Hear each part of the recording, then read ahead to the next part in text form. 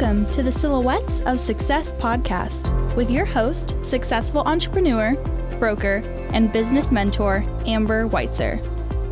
Because success comes in all shapes, sizes, and styles, the Silhouettes of Success podcast is shining the light on industrious women with a collection of curated conversations of intentional inspiration designed to inspire your heart, ignite your mind, feed your soul, and gift you with actionable insights directly from inspirational, everyday women who've shown tenacity, grit, and grace, having taken on the challenges in their lives and business and won.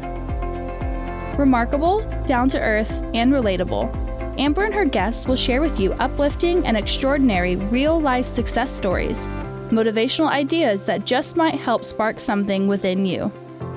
With the deepest desire to serve you, help you grow so you can begin to shine the light that will illuminate your very own silhouette of success. So, let's get to it.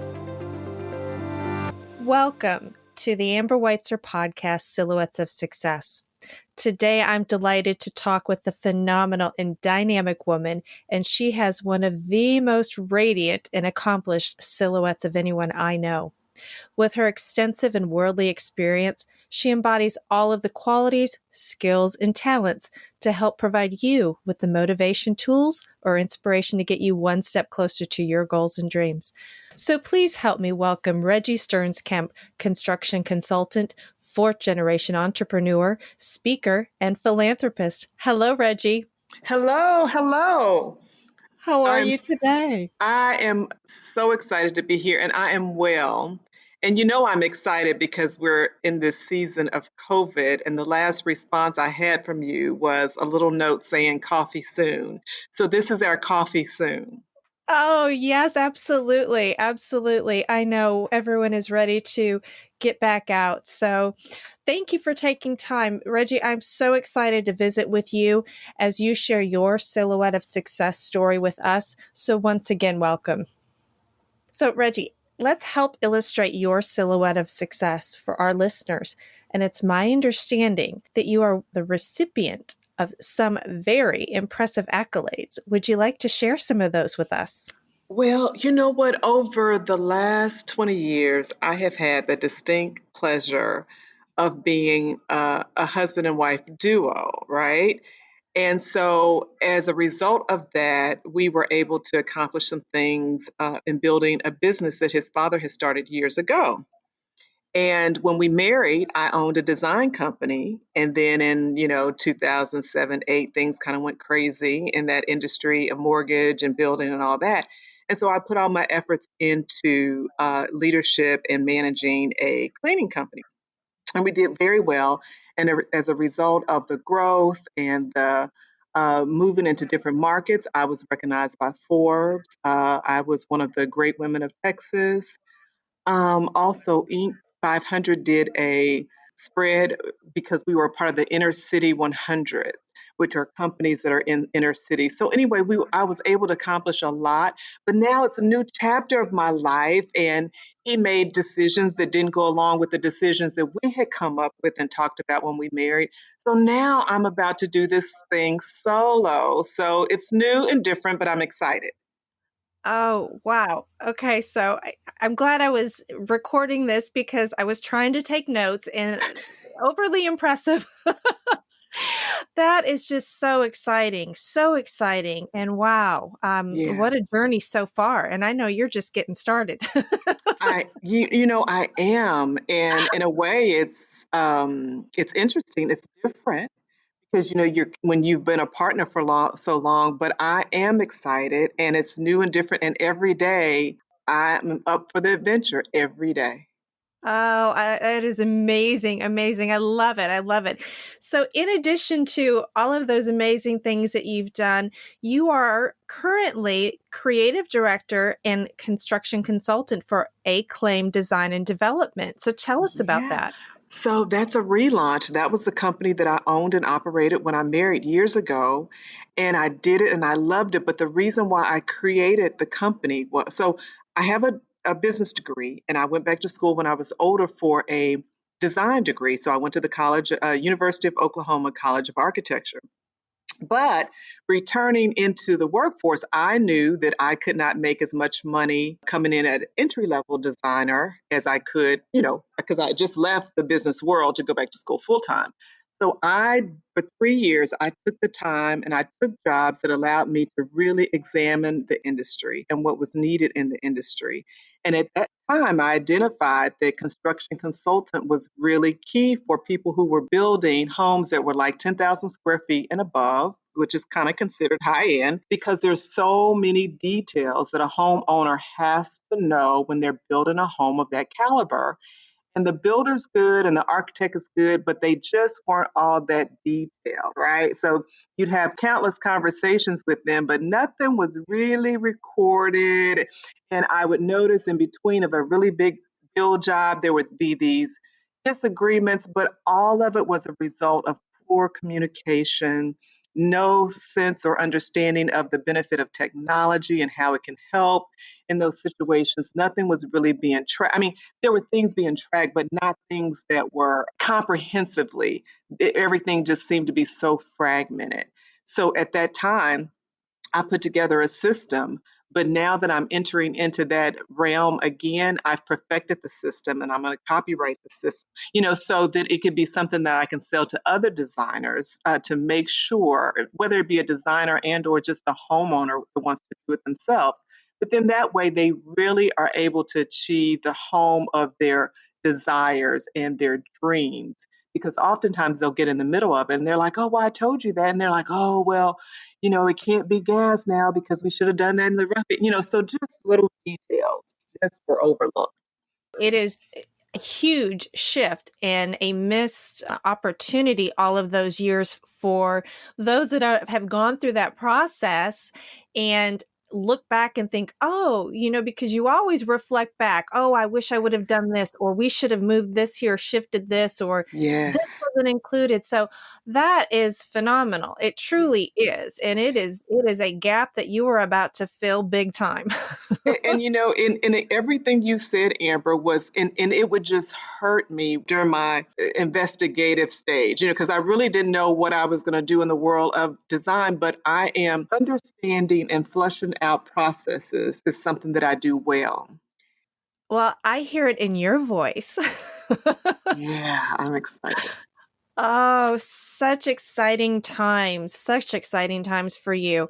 And on top of all of that, what you have done and what you're doing there to regenerate, if you will, and to put literally blood, sweat, and tears, probably long, long Yes. hours, and the commitment that you've put into that, it's coming from a place of both giving and a passion for you, which would lead me into for having you share a little bit about where does that drive come from for you? Because on top of all of the business, you are also a very active advocate in the community and a philanthropist, both in Fort Worth and Tarrant County areas.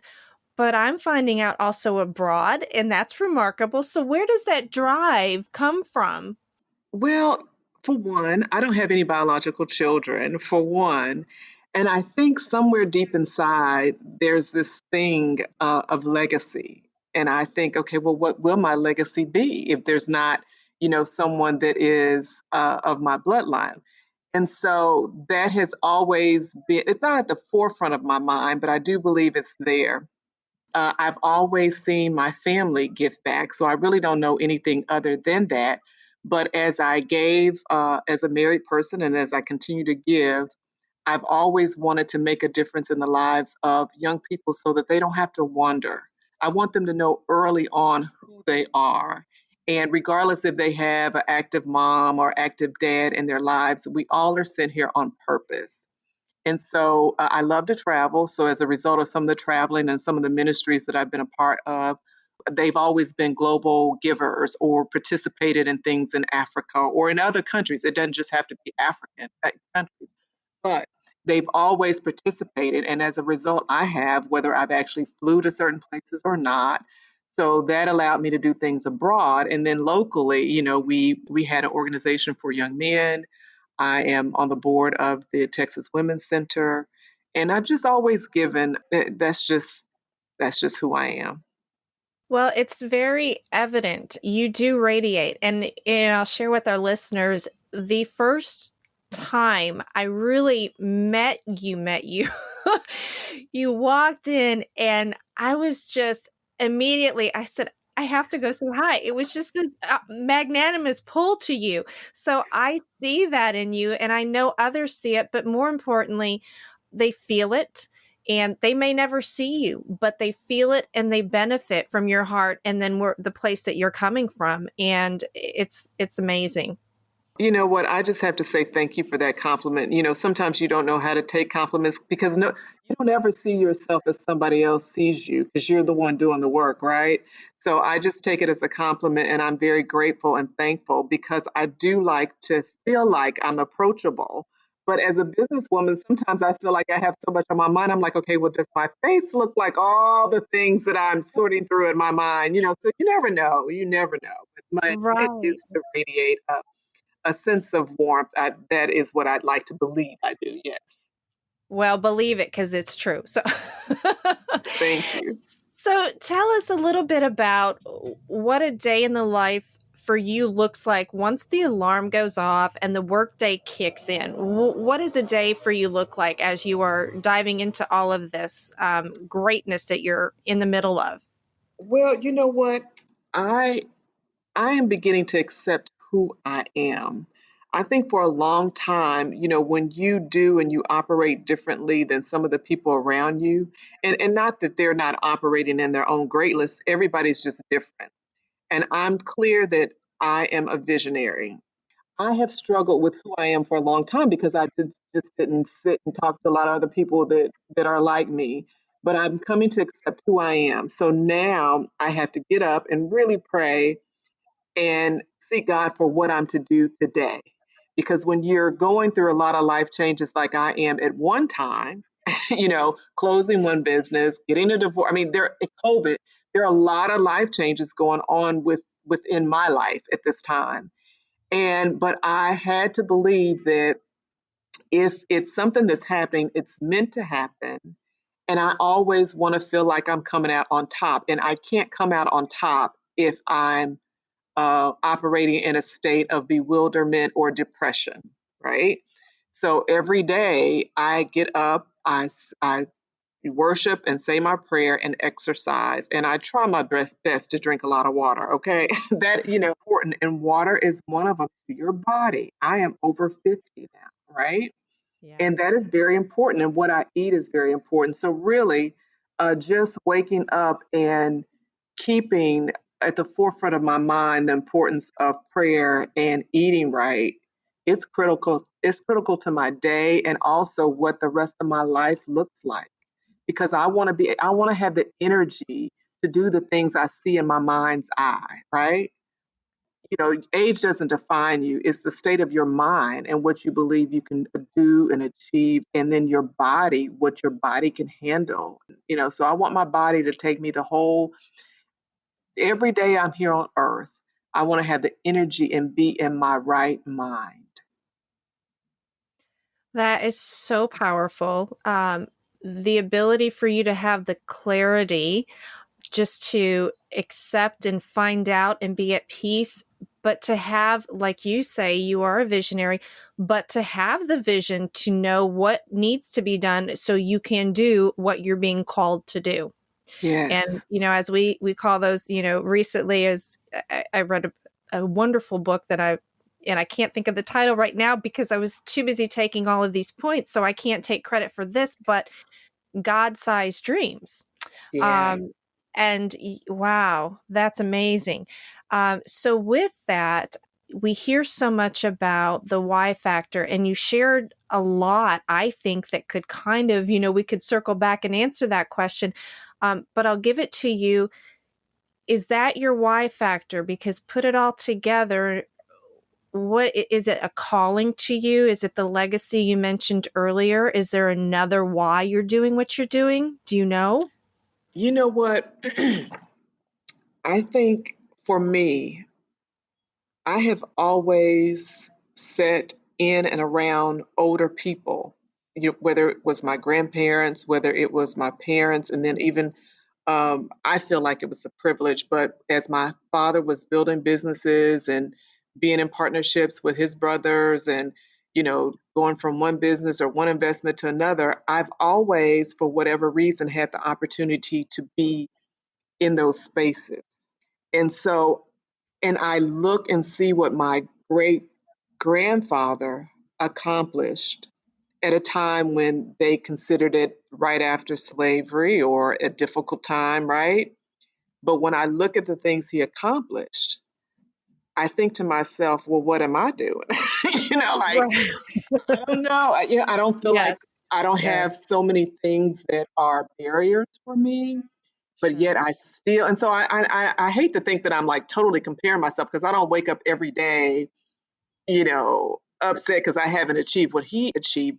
I see the effort that it took to raise children and instill certain beliefs and morals and values and I'm not a biological mom, but I have grandkids through a marriage, and I had I hate that word, two children through a marriage, and I saw what goes into, raising. You have to take the time to teach and listen and mold. And so I think because I saw all that, it is important to me that regardless if I have a child or not, I feel like if you cross my path, there's either something that I'm to learn from you or something that you're to learn from me.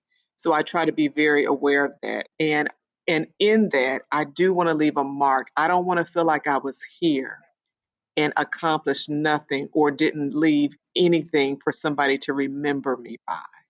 And when I talked about me accepting who I am, I think one thing that COVID has allowed is that oftentimes we're very busy, but we can become busy doing things that are not a part of who we are or the purpose that was laid out for us. And so I feel like even though I accomplished a lot during those 20 years of marriage, I still feel like that maybe I got off of my track. And I do believe in love and I believe in marriage and I believe in working together. But when I really examine my marriage, I think I was more for us. I was more for the team than he was for the team. Sure. And so me being for the team left me out. So now I'm really purposeful about making sure that I'm on my right track. That's very deep and enlightening. And when you speak to the legacy that you're leaving and folks crossing your path and having that opportunity to have witnessed and been in the proximity of what your father and your grandfather and just seeing that you are doing that for those youth that you come in contact with. So it is a continued legacy and it's beautiful. It's beautiful. It's monumentous to be able to have that impression, I think, on all of these different minds and souls that you come across. So it's outstanding. Well, Amber, I will say that sometimes my little nephew, I'll give you an example. So probably he's very smart. About 3 or 4 for Christmas, I bought him like everything is educational, right? So sometimes I feel like I have to take the teaching hat off, but I gave him like gifts, and they were like, how to speak Spanish and Italian, all this stuff, and he's like, "Where's the toys?" So sometimes I have to really lay off, but nonetheless. Oh, it's amazing. And this kind of also ties into, in going through the COVID that cycle that everyone has gone through, or is, of course, still going through or working through and things like that. It did give that time out. Again, whether positive, negative, however, has impacted every individual differently or their family units, and you've shifted. And so that would have been maybe a question that we would have talked about is in what you've talked about with your, when you were married and going through all those changes. So I would already say that, you've answered so much of that when we talk about, was there a time or a point or event or something specific where you did take or had to face a monumental shift or event, and what was the result, whether it was positive or painful? How did it help you grow? I think even in my decision to divorce my husband, that was huge because we weren't just married. owned and operated a business together, a business in which we had upwards of 200 employees at any given time, right? And so that was really huge for me because it wasn't just my life that was being affected. Mhm.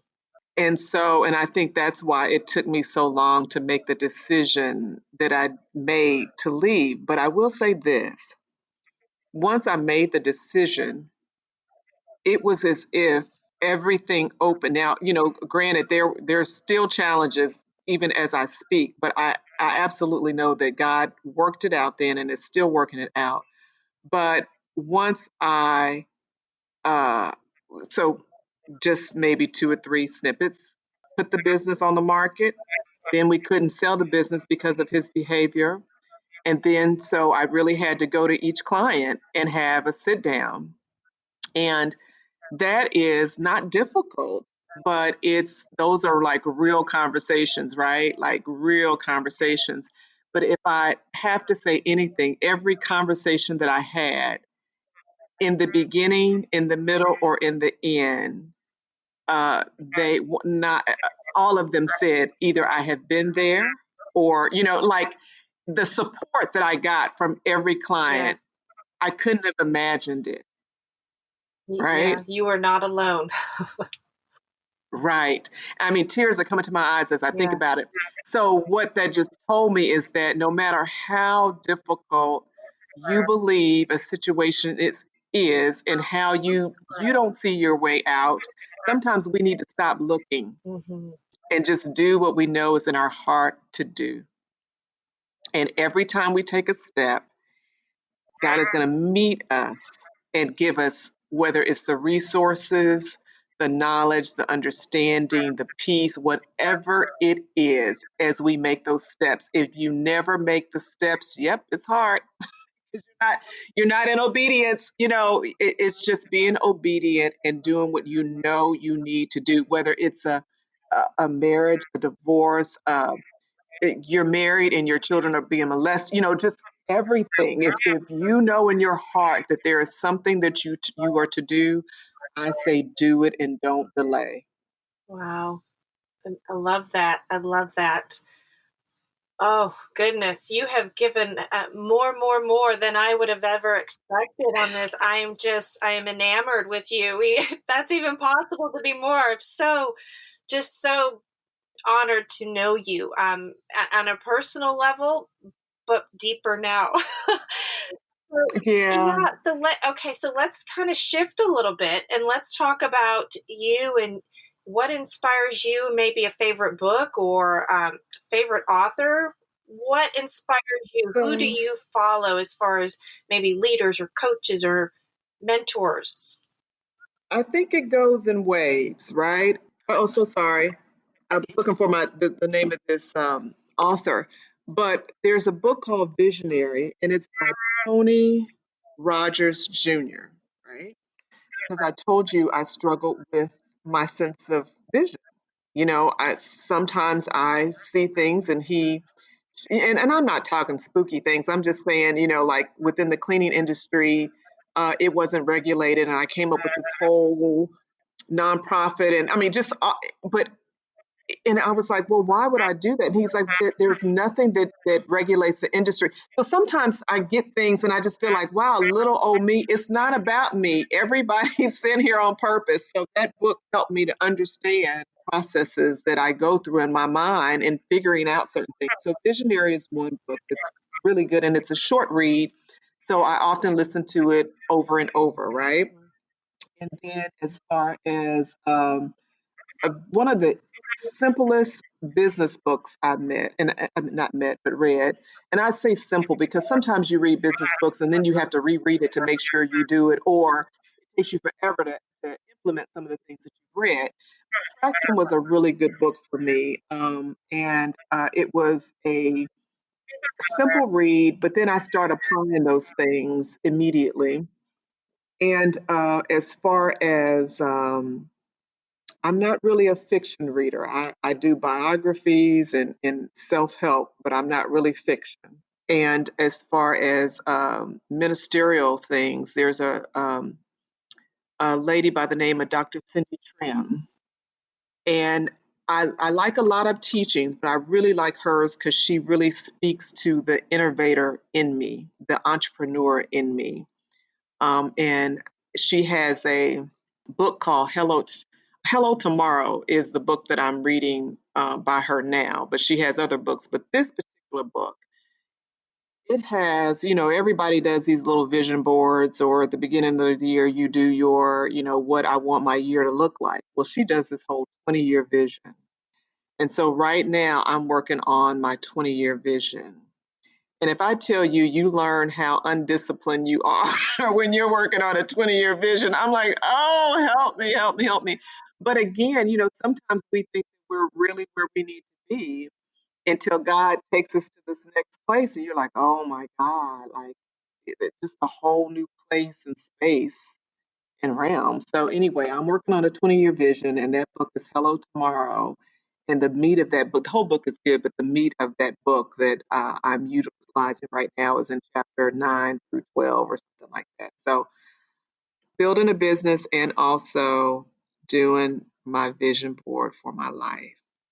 Well, I have added those books to my list. One of my goals is 200 books in 2020, but hold me accountable to that at the end of the year. So, Well, I do try to do 3 books a month. yeah, it's That's not 200, but no, well, yes, no, it's yeah, but it's great. I feel I lose an edge when I'm not reading once I have found the joy in reading over the last 5 years. But I really feel like I lose somewhat of an edge. Isn't that interesting? yeah.